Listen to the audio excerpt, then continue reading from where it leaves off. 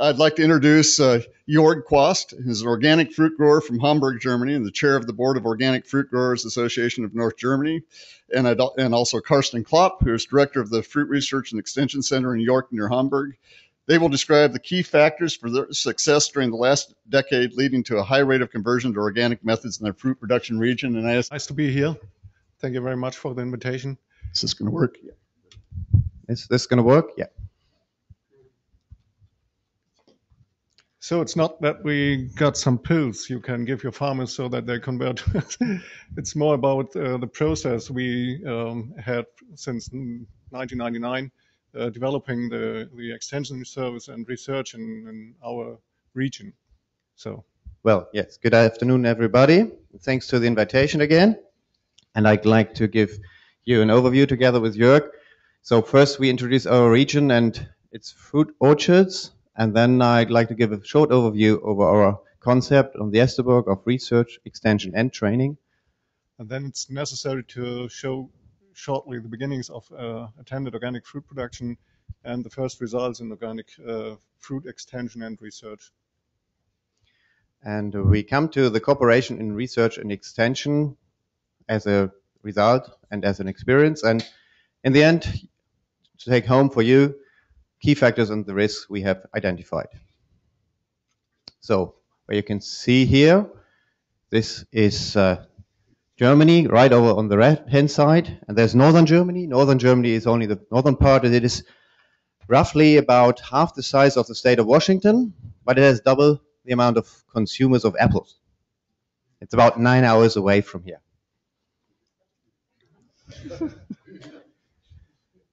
So we have the old land over there, that's where we come from, and it's the largest combined fruit production region, one of the large combined next to South Tyrol in Europe. We produce an average of 300,000 tons of apples, which is about 1/3 of the German production. When it comes to organic production, it's about 40,000 tons in Germany at a total. And about 40% of that is grown in our area on about 10% of the production area.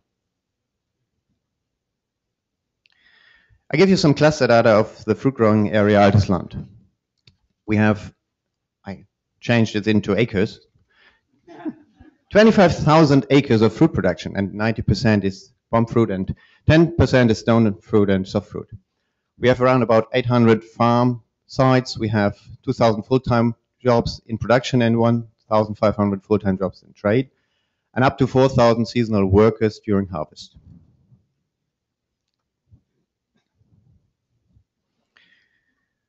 To explain really shortly now is our concept, which is applied research, the Fruit Research Institute in York. Our researchers are in close contact to people in the audience like Robert Prange and like Marco Weibel and others. The fruit extension is from the Fruit Farmers Association Altes Land and the Organic Fruit Growers Association. And then the third column we have the training. Training on the research farm, training in professional training for the farmers, and the laboratory training and the adult education. Altogether, this is how we qualify our region and our farmers. And what was it in 1999, 95? That was not quite that what we had in 1995. We stood really alone with our organic farming because there was no organic farming extension service and research in northern Germany. So what we did is we had low yields with low qualities, and we had losses caused by pests and diseases. We had higher costs by manual work. All these high production costs and risks were quite nasty, and the only thing that keeps us running was high production prices, product prices for our apples, and the farmers have been motivation that is more idealistic than market driven. So they kept on working. But organics were not being taken as serious fruit farmers within the rural community and farming communities, caused by a lot of prejudice. So we in 1999, we founded what we call EON. It's translated for this symposium with Organic Food Growers Group, North Germany. It's an extension and research site that is very small. It's only one paid advisor. And we had the chance to finance him with the political willingness to help from the four federal countries in the north of Germany. They built up this concept, 4 states, 1 concept, just to push organic farming in northern Germany. The only thing the EON had to do was to bring his advisor to the Esseburg research station, where there has been established IP research and extension service. And then you see a small group of clueless farmers. You can see him, can't you? That's him. At first, he had the biggest question mark about my head, and that's our advisor had at first to realize group meetings and some small regional groups, and we started in very open atmosphere to exchange our problems and our experience. And that was one important point that helped, because before you didn't know that there are solutions to problems you had in your orchards. So that was the first step. And the second step was that the advisor transferred between these groups the knowledge of the other groups. And at last, we could identify the problems all the farmers had in their orchards. And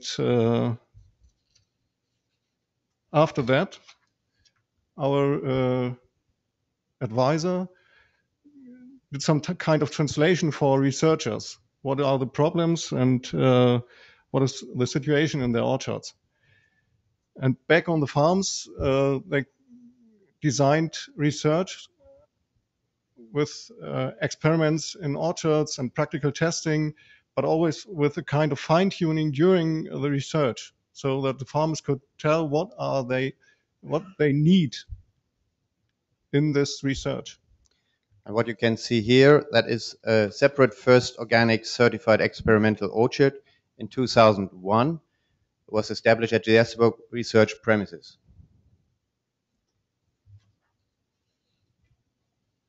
All these problems you heard from Jorg are really led to project research instead of our usual institutional funding research, and with new ways of research funding for organics. We have local fundings from the growers themselves, from cooperatives and wholesalers. We have regional and federal government funding programs, and we have foundation funding programs for organics and for sustainable fruiticulture. Okay. So these are some highlights of our first research and testings, and I think we're going to go really roughly to some pictures of this. It's similar to what you did in your special regions, and it's just tuned on our region. Yeah, but keep in mind, look at the bottom here, again, translated into bushels and acres. Yields from 400 to 800 bushels per acre in organic farming. Okay, we start with the Zafly Project. We started together with other researchers, network research on Zafly in trials, and we had 2 important results. We find out the right timing of spraying, the moment when the larva is about to hatch, and set up, we had a success of 100% for the following fruits. And we divided the amount of active substance by half because of we know the quality has to be and how much substance we actually need to fight it. Okay. And Steve, this is the one for you. It's the machinery we tested for weed control in tree rows. At that time, when we tested the machinery, it just was one-sided. Nowadays, you can work on both sides at the same time. It's very effective even on heavy soils. So the Weed Wonder we saw yesterday. It's our Weed Wonder. it's not suitable for our soil. And this one really works fantastic. It's marsh clay, as you should know. It's marsh clay, and it's very hard soil in the summer and wet in the winter. Okay, we did hot water dipping trials. You have heard in the last presentation about all sorts of drenching and dipping, and we did hot water dipping trials, and you can see right here in the middle, it's about 5% decay on the cultivar topaz when you dip them for 150 seconds and 53 degrees Celsius. And we had with this cultivar, up to 70% decay in storage of the topaz cultivar, and it's a very valuable cultivar. And with this really simple trial, we found out that it works. And really, it only took a year or a year and a half that this dipping system was invented for big boxes. As you can see here, though this big box is usually only to empty, and this is an watering emptying machine, and they use it as a hot water dipping system. And this was, I call it an accident. We were looking for something helping us against sooty blotch and tried myxin on Pinova, and this was the result in storage rot. When we got them out of the storage, it was about 80% effectiveness, and that was really great, but an accident. We come to the last example of our highlights. The fruit cultivar topaz, among other scab-resistant cultivars, developed to be the most important planted cultivar in organic orchards in northern Germany in the recent decade. Okay, now we give you some figures about the costs and the cost of production. It's in contradiction to what we have learned in some of the first talks here at the symposium. An Zafly Project revealed this data and was really surprising. So we had all these costs for fertilization, plant protection, irrigation, chemical thinning, hand thinning, winter pruning, summer pruning, soil management, and harvest. And as you can see, we ended up with organic cost per hectare around 4,000 euros per hectare, and it's 4,300 euros per hectare for the integrated or conventional production. We actually only have integrated production left. Conventional is forbidden in Germany by law because of what's behind it. So the difference you can see roughly is here. It's very easy to explain. They have more apples, they have more harvest costs. But why should you have more costs when you have less margin or less turnover in the end? So these two figures show you. This is the comparison of yield between Ulster in integrated and organic farms. All these figures are from 4 organic and 4 integrated farm. We found out the figures for a 3 years trial, and the data was collected on the farms. And in the end, due to the consumer prices and the product, the yield on the farms, we have, as you can see here, 1,000. That is per hectare. The income of the organic farm from 17,000 euros compared to 9,600 euros for the integrated production. So acceptance follows success. It's very simple. Our good results in the trials, the practical success in yields and quality, and our economic success of growers was what led. Okay, and this led to in-house acceptance, in-house within the Research Extension Center York. For the organic research and extension, it led to the integration into our Tuesday morning concept, which I will explain to you in a minute. It to overall research program of the Esterborg with lots of more trials and organic. And this is the major thing, to acceptance among conventional and IP growers in our region. So what is the Tuesday morning concept? I think it's something unique, but I could do a scientific model from it, but we just do it and I explain it to you now. So once a week, at least once a week in the season, in the spraying season, at least once a week, we meet weekly on Tuesday morning and we have an exchange among researchers and advisors. directly, not via internet, telephone, or we sit around the round table and discuss. We have the exchange of scientific results and practical experience in real time. We have process of finding solutions to field problems within the discussion on the morning, and we document all the process of worked out results, and we disseminate this knowledge, documented knowledge, to all growers and farms within an hour via email and fax. Or we do this in the advisory service on the farm within a few days, or we do it in periodicals, which is monthly, or special mailings of the farmer's yearbook. So the information, as soon as we have it, we give it to the farmers as soon as possible. And in this organic research and extension contributes pioneer knowledgement into this weekly meeting. So it's a benefit for IP production as well. So the thresholds for conventional growers were lowered by this implementation of organic research and extension in the conventional system. So we get in close contact to our colleagues from the IP production. You see, at the end, we think the critical mass of growers has been reached and surpassed. So now the train rolls and more farmers jump on. So now we start to answer this question definitely. Why is this the conversion rate we have? And it's still going on. That was my comment, was one of the talks. We have still a trend to go on further with up to 5% or more each year. And it's is that the top level IP growers change to organic because of low production risk, the high product price, of course, and the reliable wholesale. And these top level converting growers give new input into our innovation system.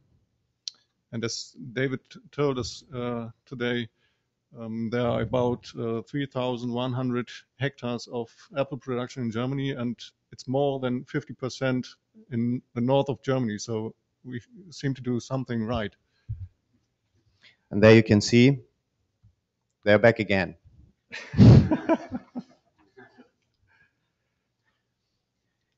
Okay, I start with the first slide of our two home message slides. Our key success factors, what we assume is the curiousness and willingness to take risks of all sides, farmers, extension officers, and researchers.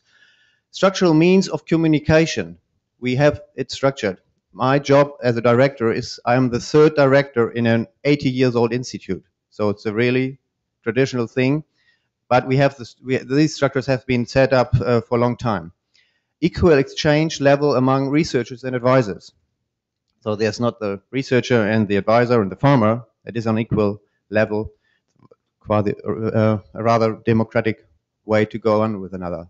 A high level of cooperation, a transparency among system partners, and production increase rate oriented on consumer demand, which is one of the most difficult job, of course, and it's not our at the moment. So what are the main risks for the future? If we got too many farmers convert because of economic success, and they are not bringing the willingness to take risks, or just have the attitude to be advised, this system will not work.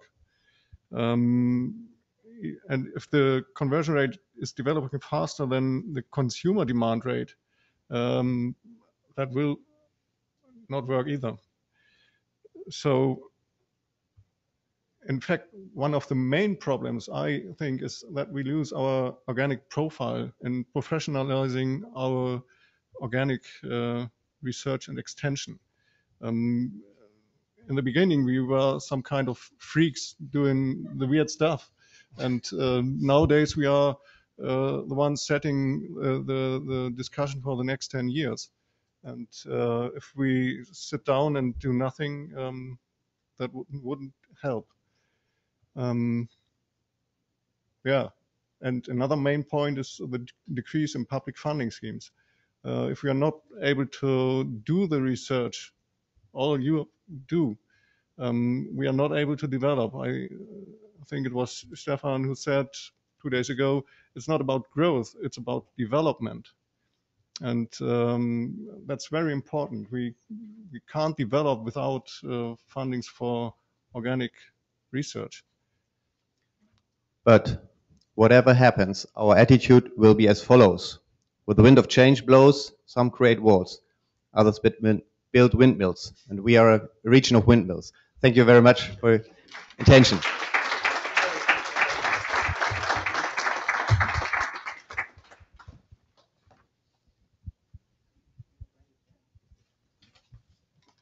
Very well done. If I could get our speakers to come up near the front here, I don't know if we have enough space at the table. We'll figure out. Are there questions for any of the speakers? Let's see. Let's.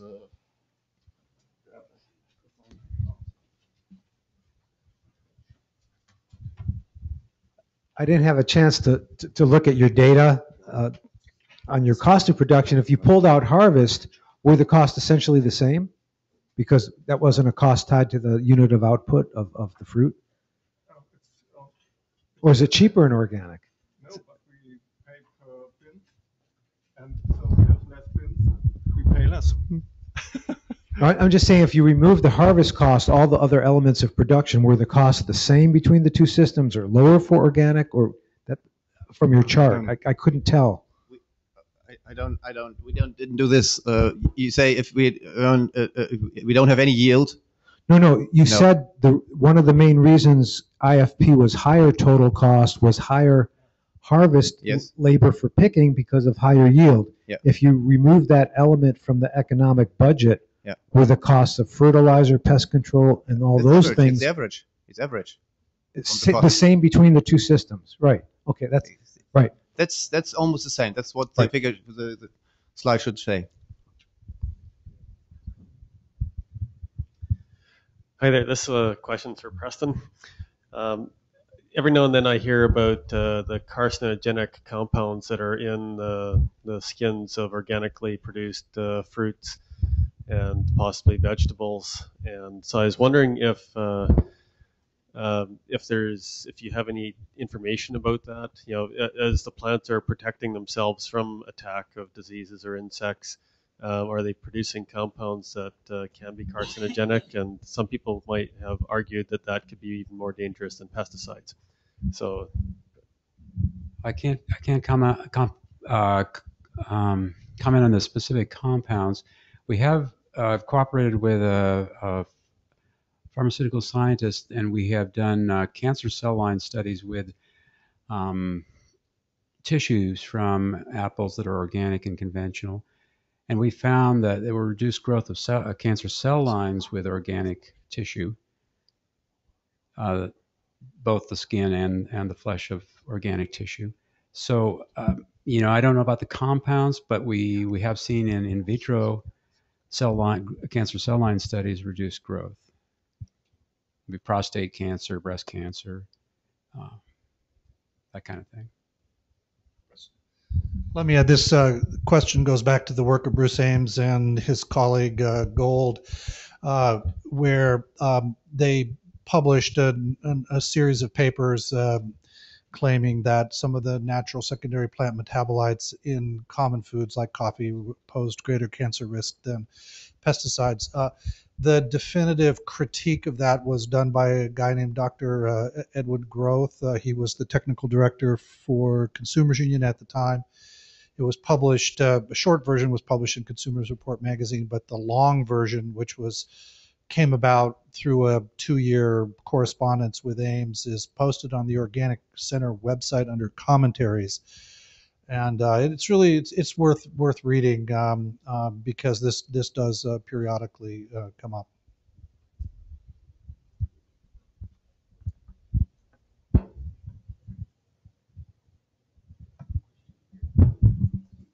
I was wondering if you could tell me how big of an issue fungicides 3 to 4 centimeters into the fruit is on health.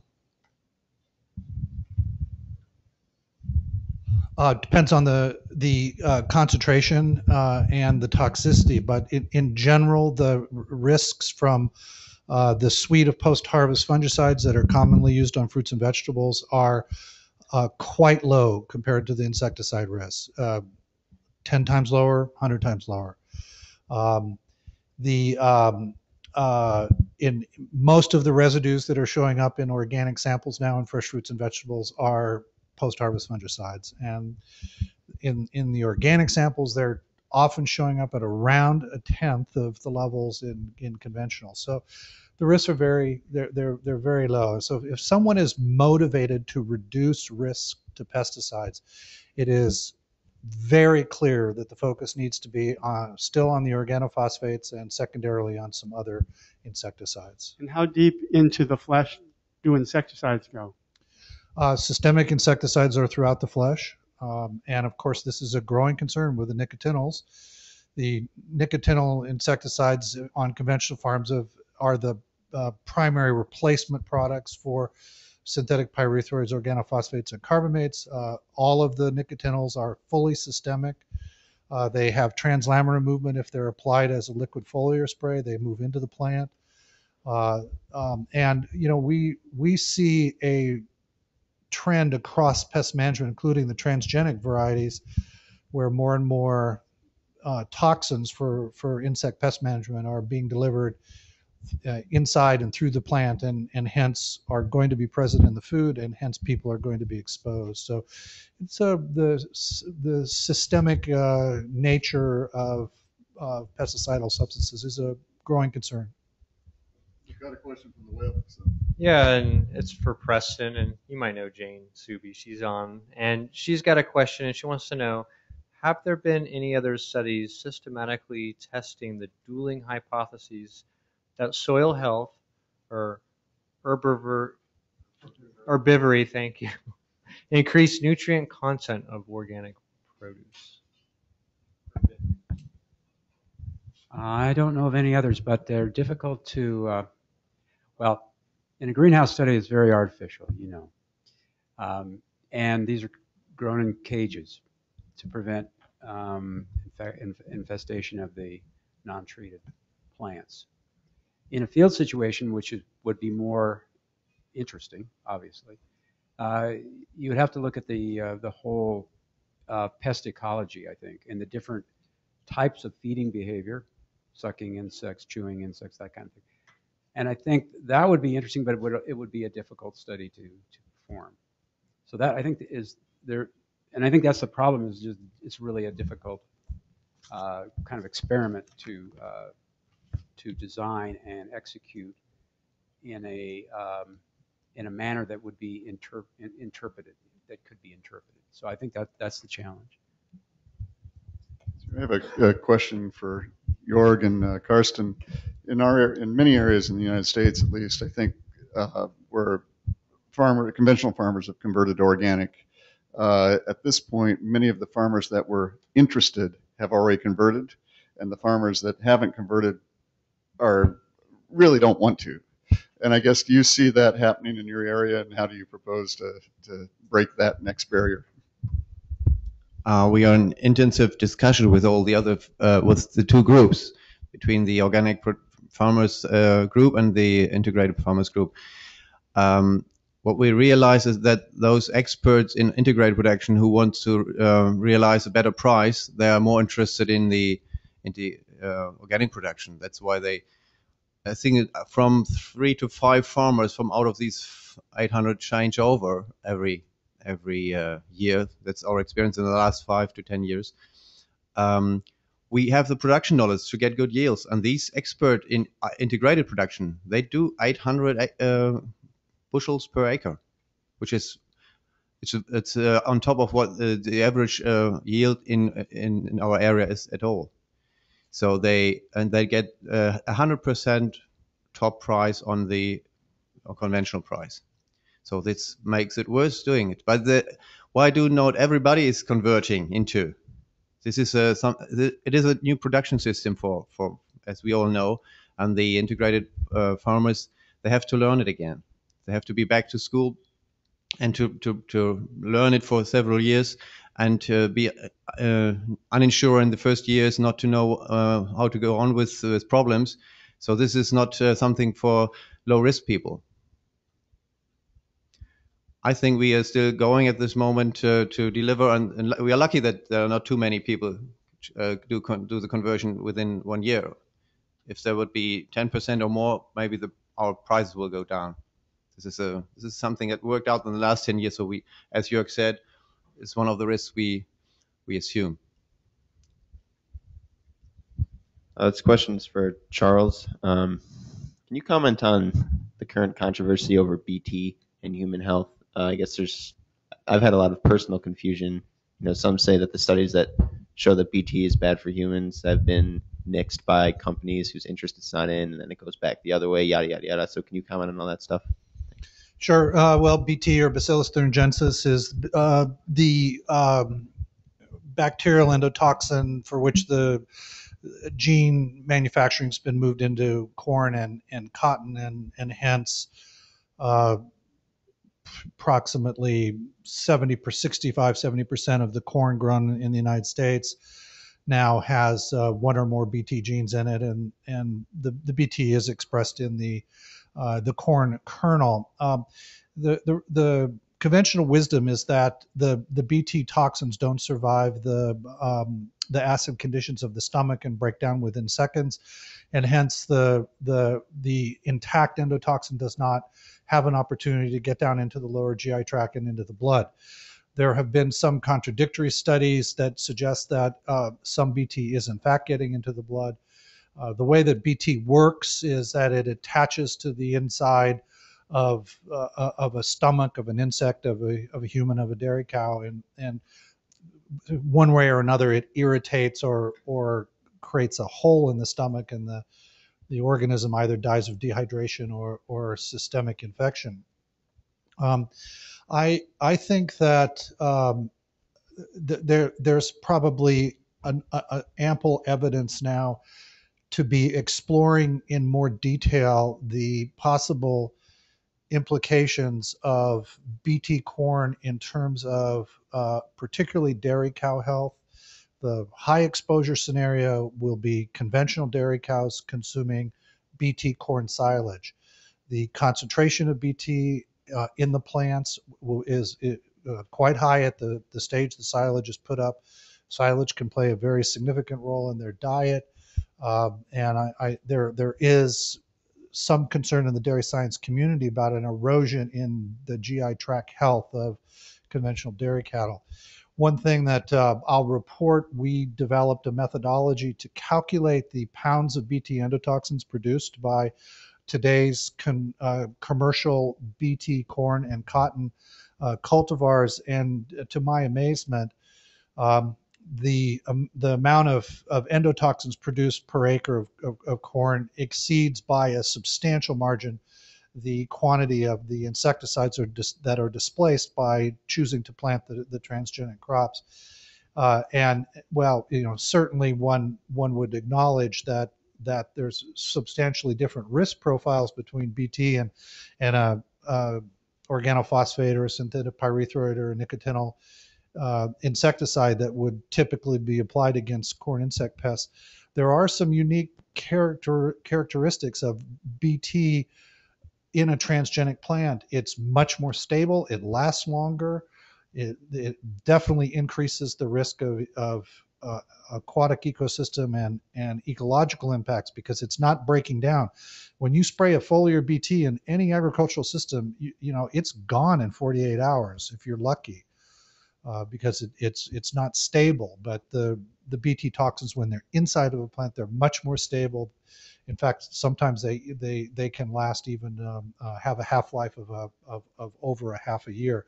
So I mean, I don't think that there's any reason for a huge amount of panic, but I do think that there's enough suggestive evidence that some BT is surviving the GI tract and getting down into the lower GI tract where it could be causing some problems. And I would, the human population is not at much risk because all the ways that we eat number 2 yellow field corn, the BT toxin's gone. Most of the corn's fed to an animal, it's converted to oil or some other processed product. So there's no, I guess you get exposed to a little bit if you eat cornflakes or corn tortillas, but for the most part, most of the BT corn is going through an industrial process that breaks down the endotoxin. But as I said, for dairy cows, it's a very high exposure scenario, and I would hope that there'd be some more work on that. Just one quick follow-up comment, but what about BT sweet corn that was apparently approved recently for human consumption that's not processed before you eat it? Well, good question. I mean, BT sweet corn was among the first approved. BT11 was approved for sweet corn back in 1996.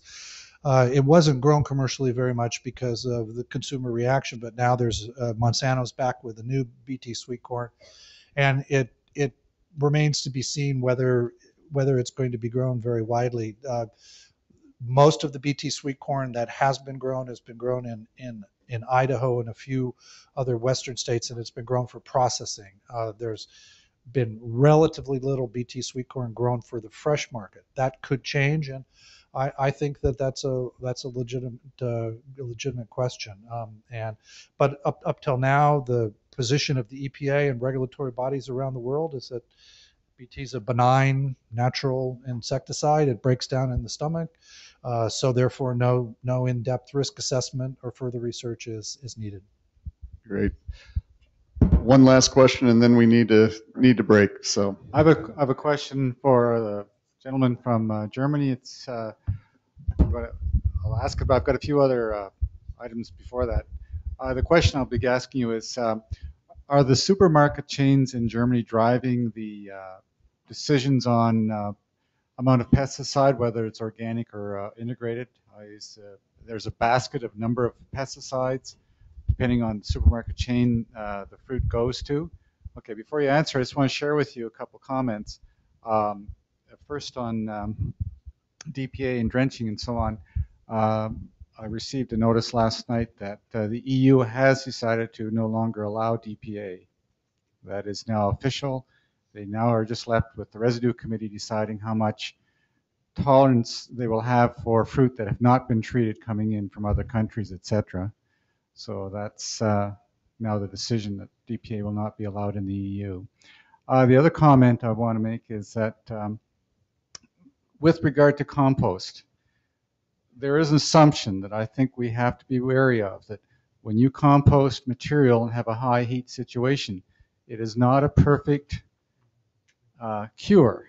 That is, things will carry through. Antibiotics, perhaps some of these toxins. There's no validation for the assumption that just composting to a certain temperature renders that compost good for everything. There's a number of compounds and organisms that will survive those high temperatures. Okay, and the source of the compost must be known.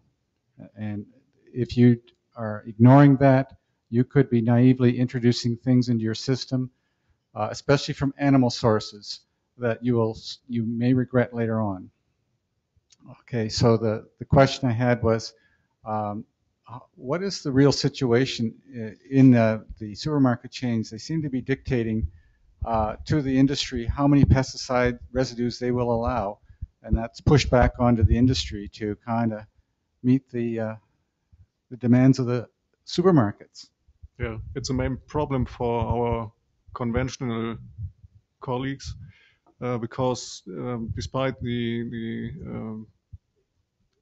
allowed residues on apples, for example, retailers say it's a maximum of 5, and the discount, it's like Aldi, it's Walmart in the United States, they say 4. Doesn't matter what. If there are 4 residues, you are not allowed to retail this through their markets.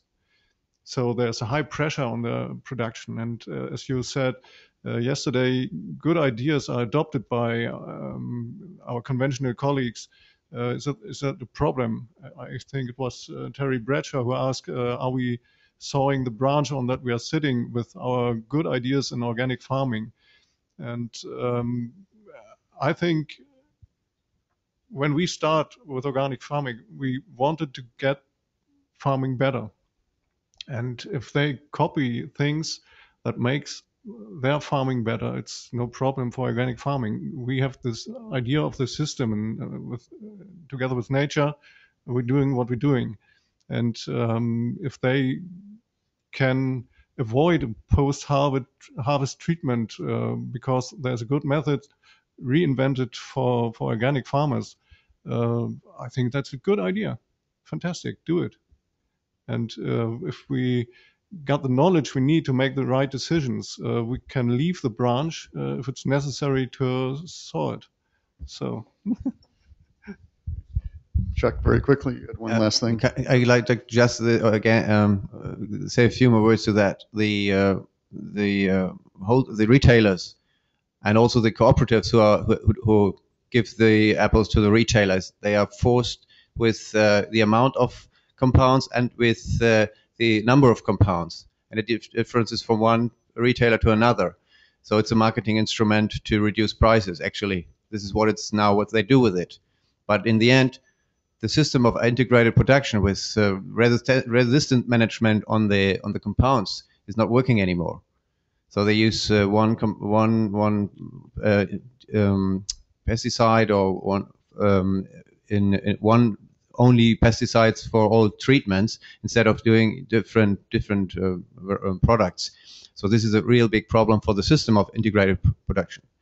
And in the last years, when we had problems with codling mold starting again in northern Germany, the integrated production system copied the system of organic production system because they don't have any residues, because they don't use pesticides that way, because of the amount of residues they are allowed from the retailers. So the retail business is forcing the production business to improve and going the organic way.